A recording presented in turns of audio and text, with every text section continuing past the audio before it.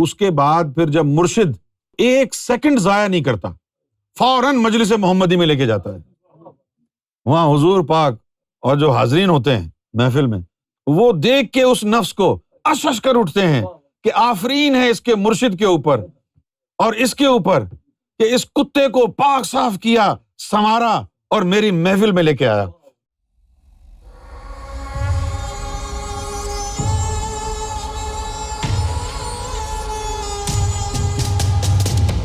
ضرور مجلس محمدی تک جانے کے لیے سب کے دروازے کھلے ہوئے ہیں، اس کے لیے نفس کو پاک کرنا پڑتا ہے، قلب کو پاک کرنا پڑتا ہے، اس کے بعد مرشد لے جاتا ہے منٹوں سیکنڈوں میں، لیکن نفس کو پاک کرنا پڑتا ہے نا۔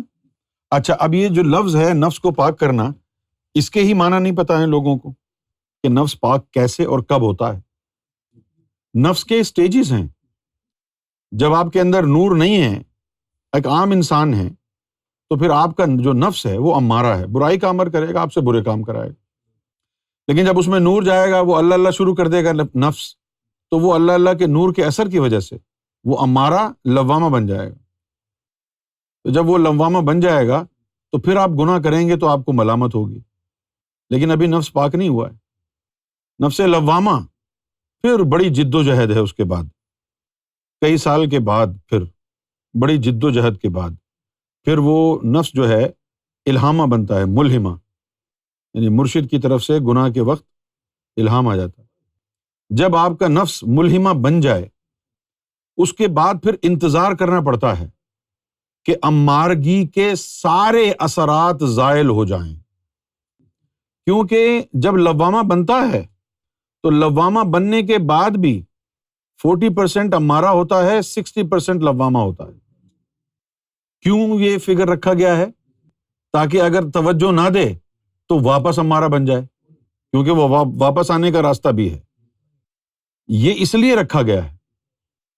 اب آپ یہ نہ سمجھیں کہ بھئی وہ لوامہ بن گیا ہے اب تو بیکورڈ نہیں جائے گا، نہیں، اس کی جو ہے ریگولر مینٹیننس چاہیے۔ کیوں؟ جیسے بھئی کوئی ٹورنامنٹ ہوتا ہے، جیسے ورلڈ کپ ہے، ہر 4 سال کے بعد ہوتا ہے۔ اب یہ تھوڑی کہ اس دفعہ آپ نے ورلڈ کپ جیت لیا تو ساری زندگی آپ ہی ورلڈ چیمپئن رہیں گے۔ 4 سال بعد پھر ہوگا، اب ڈیفینڈ کرنا ہے آپ نے، پھر پروو کرنا ہے دنیا کو کہ آپ ورلڈ چیمپئن جیسا کھیلتے ہیں، آپ کو پروو کرنا۔ اسی طریقے سے لطیفہ نفس ہے، اب یہ امارگی سے نکل کر لوامہ آ گیا ہے، اب آپ نے اس کو وہیں پر روک کے رکھنا ہے، نور کی مقدار بڑھانی ہے۔ یہ بس ایسا ہی ہے جیسے میں آپ کو بتاؤں کہ آپ کا جو باڈی ویٹ ہے، اب آپ چاہتے ہیں کہ بھائی میرا یہ باڈی ویٹ اس وقت جو ہے 70 ہے، اب یہ 70 پہ رک جائے، کیسے رکے گا؟ کوئی بٹن تو ہے نہیں کہ دبا دو رک جاؤ بھائی، نہیں نا، تو کیسے رکے گا؟ پھر آپ کو دیکھنا ہوگا، کیا دیکھنا ہوگا؟ کہ میں کتنا کھانا کھاتا ہوں اور کتنا کیلوری جلاتا ہوں۔ میں نے کھانا کھایا 3000 کیلوری کا اور 3000 کیلوری جلا دی تو ویٹ رکا رہے گا۔ یہی تو وجہ ہے کہ بھائی 2-4 دن 2-4 ہفتے بھوکا رہ کے ڈائٹنگ کر کے لوگ جو ہے اپنا ویٹ گرا لیتے ہیں، اس کے بعد کہتے ہیں اچھا جی اتنا ہو گیا ہے، چلو اب خوب کھاؤ، تو کیا اتنا ہی رہے گا؟ پھر ویٹ پھر بڑھ جائے گا۔ اسی طرح جب نفس لوامہ سے امارہ بن جاتا ہے نور کی وجہ سے، تو آپ نے اب مستقل جد و جہد جاری رکھنی ہے، یعنی کہ آپ چوڑے ہو جائیں، گناہوں کی طرف چلے جائیں، وہ پھر چلا جائے گا۔ اس کے بعد جو ہے جب لوامہ سے آگے ترقی ہوتی ہے تو کیا ہوتا ہے کہ اب نیچے کا جو پورشن ہے وہ امارہ کا ہے، 40% امارہ ہے، 60% لوامہ ہے۔ جب وہ الہامہ میں جائے گا تو 40% امارہ ہے، 30% لوامہ ہے اور 30% الہامہ ہے۔ تینوں خصوصیات الہامہ میں باقی ہیں، تینوں۔ تو آپ کو نفس پاک کا جو ہونا ہے وہ بھی سمجھنا ہوگا۔ تو نفس پاک جب تک نہیں ہوگا اس وقت تک جو ہے مسائل حل نہیں ہوں گے۔ کم سے کم لطیفہ نفس کو نفس ملہمہ کو کم سے کم ایک مقام پر 3 سال رہنا پڑتا ہے، جس کے بعد اس میں پختگی آتی ہے۔ یہ باتیں تو کتابوں میں نہیں لکھی۔ الہامہ ہوا اور چند ہفتوں میں، چند مہینوں میں اگر اس کے اوپر کنٹرول نہیں کیا، دوبارہ لوامہ ہو جائے گا۔ کیونکہ الہامہ کی کیا ہوتی ہے پہچان؟ کہ جب کوئی غلط کام کرے گا تو مرشد کی طرف سے الہام آ جائے گا، ہے نا؟ تو پھر اچانک کیا ہوتا ہے، وہ الہام آنا بند ہو جاتا ہے اور آپ کو سمجھ میں نہیں، آپ کو پتہ بھی نہیں چلتا ہے، شعور بھی نہیں ہوتا ہے۔ آپ یہ سمجھتے رہتے ہیں کہ میں نے کوئی غلط کام کیا ہی نہیں، اس لیے الہام نہیں آیا۔ جب الہام آنا بند ہو جائے مرشد کی طرف سے، اس کا مطلب ہے کہ نفس اب نیچے چلا گیا ہے۔ صرف ولیوں کے لیے کہا گیا، ولیوں کا نفس مطمئنہ ہوتا ہے، اور وہ کیسے ہوتا ہے؟ تجلی کے گرنے کی وجہ سے۔ جب لطیفہ نفس تجلی کی زد میں آ جائے تو اس کے بعد پھر جو ہے وہ گارنٹی ہے کہ اب یہ نیچے نہیں جائے گا۔ جب تک تجلی کی زد میں نہیں آئے گا، کبھی بھی الہامہ سے لوامہ سے جو ہے امارہ، اور امارہ سے اور 3 درجے نیچے ہیں۔ جیسے تو نے کسی ڈیوٹی والے کی گستاخی کی، تیرے نفس کے اوپر جو ہے وہ تالا لگا دیں گے، تیرے قلب کو جو ہے وہ برباد کر دیں گے۔ جب تیرا نفس امارہ ہو گیا اور تو نے پھر اور زیادہ بڑھ چڑھ کے کسی اللہ والے کی ٹانگ کھینچی، گستاخی کی، امام مہدی کو جھٹلایا، بائبل کو جھٹلایا، تو پھر وہ تیرے نفس کے اوپر اور زور ڈالیں گے، نیچے جائے گا، سانپ بن جائے گا، 3 درجے نیچے جائے گا۔ اگر نفس، لطیفہ نفس امارہ سے نیچے چلا جائے تو پھر وہ نارون حامیہ میں جاتا ہے بندہ، سب سے لوسٹ جو جہنم ہے، ایکسٹریم جو جہنم ہے۔ تو محمد رسول اللہ کی مجلس، یہ تو ہماری مجلس ہے، یہاں تو کوئی بھی آ سکتا ہے، لیکن محمد رسول اللہ کی مجلس کے تو آداب بہت ہیں۔ ادب گاہیست زیر آسماں از عرش نازک تر، نفس گم کر دمی آیت جنید و بایزید جا۔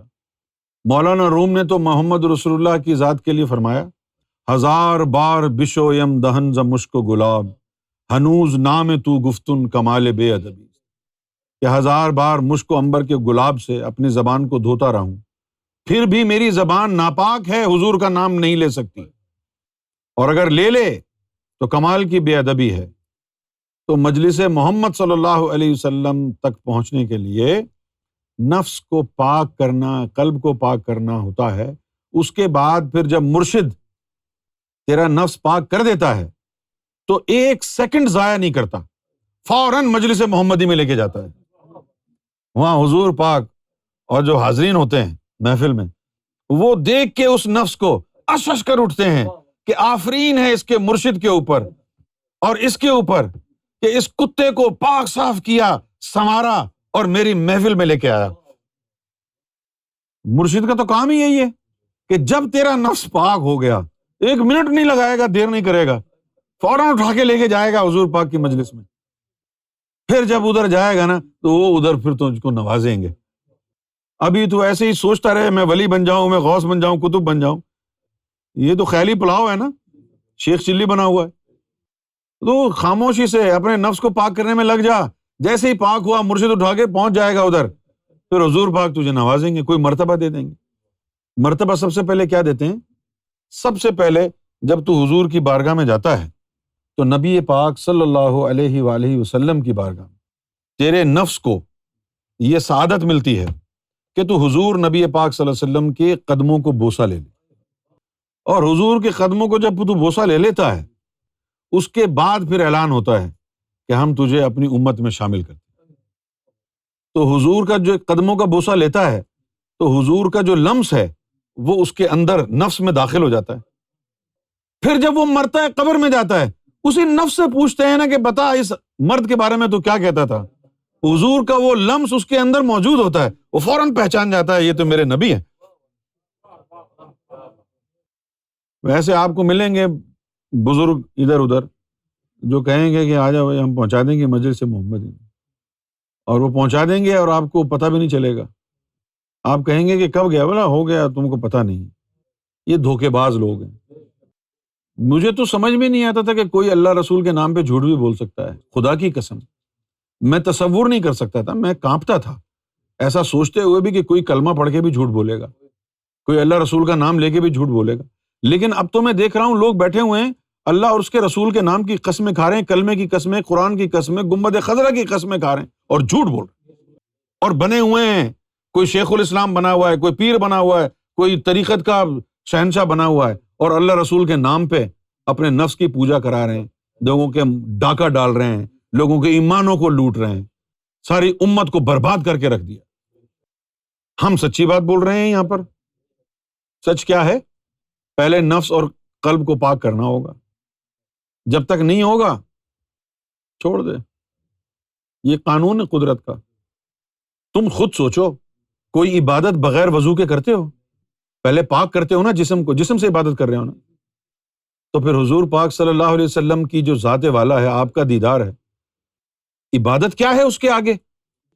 جب عبادت کے لیے پاک صاف ہوتے ہو تم تو حضور کے دیدار کے لیے پاک صاف ہونا ضروری نہیں ہوگا؟ میں نے پوچھا سرکار یہ لوگوں کے دلوں پر تو لفظ اللہ آپ اپنی نظروں سے لکھ دیتے, تو پھر لوگوں کو کیوں کہتے ہیں کہ اس میں ذات کا تصور کرو؟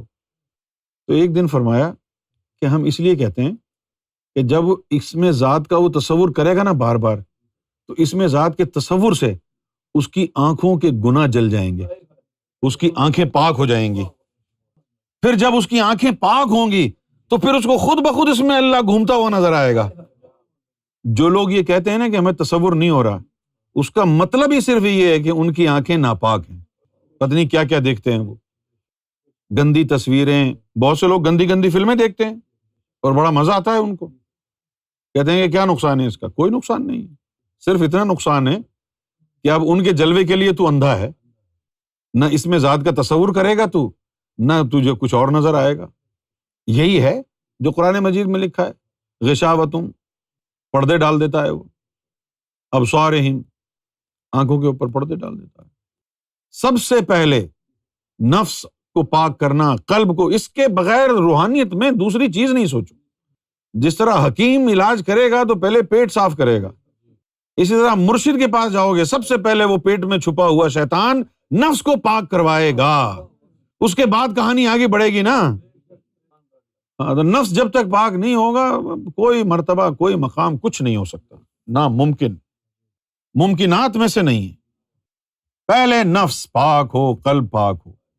یہ باتیں بعد میں سوچنا مجلس محمدی, کیونکہ جب یہ دونوں چیزیں پاک ہو جائیں گی نا تو سب ٹیبل پہ رکھا ہوگا, جو مرضی لے لے.